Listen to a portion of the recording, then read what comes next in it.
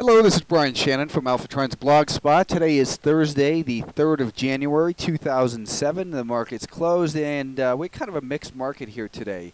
The S&P 500 closed with a loss of 30 cents, down 0.2%. And you can see it did hold above this December 18th low that we've been watching at right about 144. So for now, the market hasn't made a lower low, and it is pretty sold off here. You know, typically breakdowns don't occur after such a large sell-off. So perhaps we get another bounce higher up towards that 148 level before it does break down. But right now, you've got to look at this market with a declining 50-day moving average, which is below the 200-day moving average, as guilty till proven innocent, or at least very suspicious from the long side. So when we look at the 10-minute time frame, again, you can see here that the market hasn't really been showing any signs of stability until maybe today. We saw these shorter-term moving averages begin to crisscross a little bit, and it did make a higher low, or at least didn't violate yesterday's low. For now, it looks like the important level of resistance is found at this about 145 and 145.60 level. And you can see that was prior support as well. So if it can get back above 145.60, maybe we're going to get a little bit of a rally, but I definitely wouldn't trust if it just runs up through there. You know, look for resistance also near the declining 5-day moving average. But realistically, you got to look at this market very suspiciously.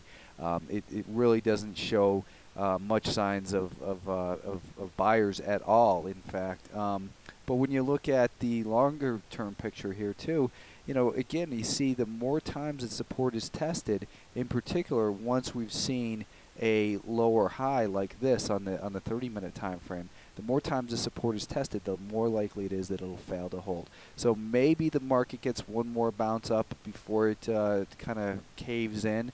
Not necessarily caves in, but maybe we get just a flush out in this market. But you've got to be very suspicious of the action overall. The market is not behaving well, and it's not a good time to get short after we've seen a decline of this magnitude.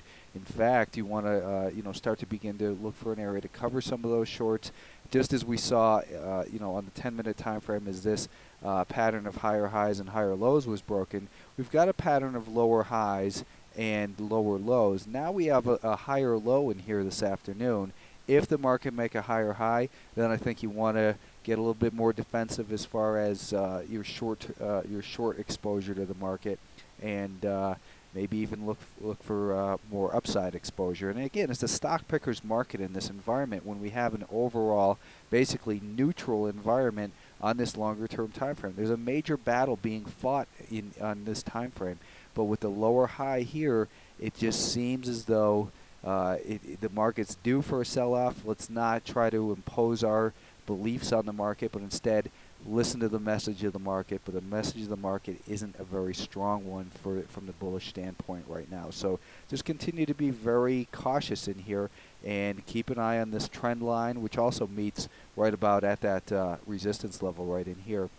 The declining 5-day moving average also tells us guilty till proven innocent. And as far as today's market, just real choppy. Looked like they were going to kind of sell them off hard into the close, but then buyers did reemerge here and close it basically right near the VWAP for the day. The worst group continues to be the semiconductors. No sign of a bottom here. Don't listen to people that are telling you Intel's a value or whatever. If you're a longer-term investor, even if you're a longer-term investor, there's no point trying to buy into this. I keep hearing people saying, you know, like Citigroup is their #1 buy for 2008. This stock is in a downtrend. It's guilty till proven innocent.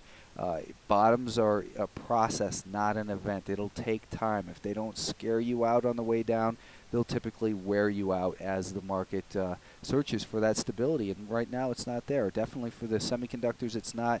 These guys were down another 1.3% today. And this 380 level, which has been the multi-year level of support, is looking more realistic each day as the market declines towards that level. So just be very cautious. And more reason for concern is this Russell 2000. The IWM is getting dangerously close again to that important 73, 73.5 level that we've been monitoring for the last 6 months or so. And again, more time support is tested, the more likely it is to fail. You can see that the sellers are becoming more persistent in terms of time that it takes to test that level. And these lower highs show that that these bounces, which have been occurring on light volume as well, just the conviction isn't there. Now, again, typically, a breakdown after a break of a major level of support after such a large decline, that is from 80 down towards 73, is not likely to lead to a catastrophic failure. Instead, a lot of times it'll just be maybe a nice flush out in that area. Then the market rallies back up again. We are getting oversold here on the short-term basis, but if you look at the 10-minute time frame here again, this uptrend, these higher highs and higher lows when we were bullish a couple weeks ago, now clearly just continued lower highs and lower lows. If the market, the first thing the market's going to have to do is get back above this 74.60 level. If it can get above there, and then you can start to see this 5-day moving average maybe flatten out a little bit. Let's look at the 30-minute time frame. But again, here, same thing. You want that 5-day moving average to begin to flatten out, or at least have the market trade above it a little bit before you start to make your purchases. There's no sense buying into this weakness because you're never going to catch the right bottom. If you do, it's more luck than anything. Like I always say, the toughest job on Wall Street is picking a bottom. Wait for the institutions to run out of supply and other people to come in to cover their shorts, and then there's nothing wrong with taking trades in this area and even getting stopped out up in here. But if you're buying into this weakness, you're just playing guessing games, and you can look at MACDs and stochastics and all that sort of thing, and those are good things to help kind of point you towards when there might be a reason to look at the shorter term time frames for evidence of a bottom. But right now, you look at this short term time frame, the 10-minute time frame, there's just no such evidence right now. And the biggest level of resistance in the short term is a 74.60. If we can get above there and hold above there, then maybe it can begin to stabilize, squeeze some shorts, and then we get another rally. Who knows, maybe up towards this 77 actually level, 77.5. But still, just be very careful in there. At the same time, though, there's still a lot of good stocks within this, within this index, Russell 2000. This Hoku Scientific is starting out to have a fantastic year. This is the one that I've been mentioning numerous times in the videos and with charts on my blog in the mornings. I've been talking about it. But this stock did hit an all-time high today. There's a big short position in here, and they manufacture polysilicon. So keep your eyes on this one. It continues to be a terrific stock for trading. And what the heck's going on there? Why is it? Let's re-up that. There we go. So this was that level. Actually, this is the level I drew in yesterday, saying if it got above 1260, that's where the upside momentum could come back into it. And you can see when it made it. Let's go to a shorter term time frame. When it made it past that 1260 level. Let me see if I just drew that in correctly. Let's see. I think I would. So right about here is 1265. So this is 1260 right here. You can see it gapped above it, but it did hold above this low. You can look at these higher lows, and then realistically, we had a higher low, and then that's when the real momentum began in this stock. Hopefully, you guys are involved in it. I've also been mentioning a couple of the other stocks, alternative energy type plays, the fuel cells. Obviously, you've heard me talk many times about this capstone over the last month or so. I still like the action in here. Look at the nice volume pattern. The stock rallies on big volume, low volume pullbacks.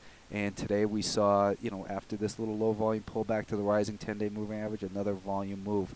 Also look at ALTI. This stock's got a big short position in it. It's got a multi-year, really bullish-looking chart setting up in here. And this stock can get going real big when it gets going. This is one of those ones that can kind of overreact to the upside. So keep your eye on that one. And on my blog, I mentioned a half dozen other ones this morning too, along with TXCO potentially. I will warn you, I'm terrible at natural resource stocks, but I like this one for a trade above 1280 with a stop just below the 1260. And I did get out of the position that I had in there. I figured I was early. It showed no momentum. But if it trades above 1280, I think that's when I'm going to get back involved in this stock.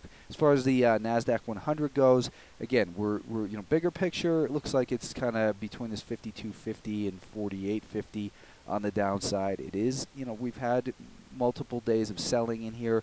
We've got a declining 50-day moving average telling us that we want to be very careful on the long side trades, but it's starting to stabilize in here maybe a little bit too, is the best case you can make.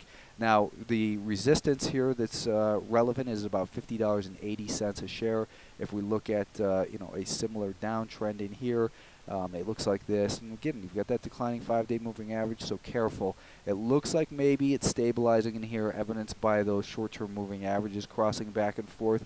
It's too early to buy, and it's probably too late to sell short for this little go-around. Instead, focus on the good stock ideas out there. There's still a lot of good stocks. Even if you're just a long trader, there's still a lot of good stocks on the upside.